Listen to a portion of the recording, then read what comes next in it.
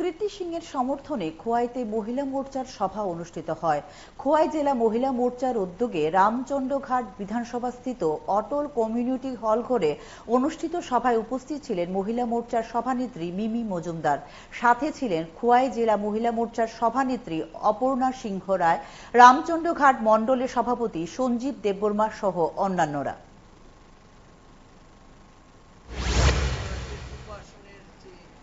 Election যে vote সেটা হবে গিয়ে 26শে এপ্রিল 2024-এ। সেই সাপেক্ষে আজকে আমরা এখানে একটা সভাতে 24 রামচন্দ্র ঘাটে একটা মহিলা মোর্চার উদ্যোগে একটা সভা এখানে অনুষ্ঠিত হচ্ছে, যেখানে মাতৃশক্তিরা এখানে অনেক বিশদ অনেক ভাবে মাতৃশক্তিরা এখানে উপস্থিতি আমরা দেখতে পাচ্ছি। তো আমাদের একটাই বক্তব্য যে মাননীয় প্রধানমন্ত্রী নরেন্দ্র মোদীজি যে এই যে বিকশিত ভারতের যিনি স্রষ্টা এবং যার উদ্যোগে আজকে ভারতবর্ষ সেই ডেভেলপমেন্ট বলুন, বিভিন্ন ধরনের অন্তোদয় ব্যক্তি পর্যন্ত যে মূলত প্রত্যেকটা প্রোগ্রেসিভ স্কিমস বলুন যে হিসেবে আমরা আমাদের মাননীয় প্রধানমন্ত্রীজি অন্তোদয় ব্যক্তি পর্যন্ত